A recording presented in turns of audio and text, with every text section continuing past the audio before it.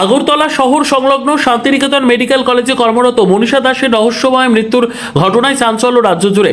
আমতলী থানার অন্তর্গত কাঁঠালতলী এলাকার সামান্য অটো চালক বিশ্বজিৎ দাসের একমাত্র মেয়ে ছিল মনীষা দাস। তার বয়স ছিল মাত্র 22 বছর। সে একজন শিক্ষিত মেয়ে ছিল। বাবার সাথে পরিবারের হাল ধরতে মনীষা যোগাযোগ করে শান্তিনিকেতন মেডিকেল কলেজে। তার কাজ ছিল শুধু কলেজের অফিসিয়াল কাজ সামলানোর জন্য।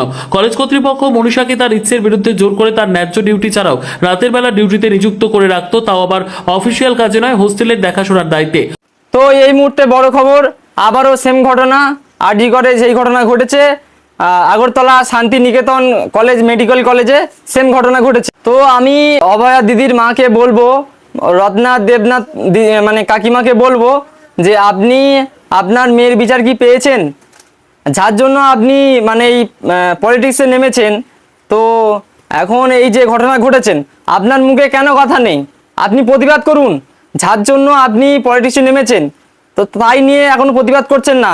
সেম ঘটনা, আপনার যে মেয়ের ঘটনা সেম ঘটনা ঘটেছে, আপনি এখনো প্রতিবাদ করেননি কেন? আপনার মুখে আওয়াজ নেই কেন?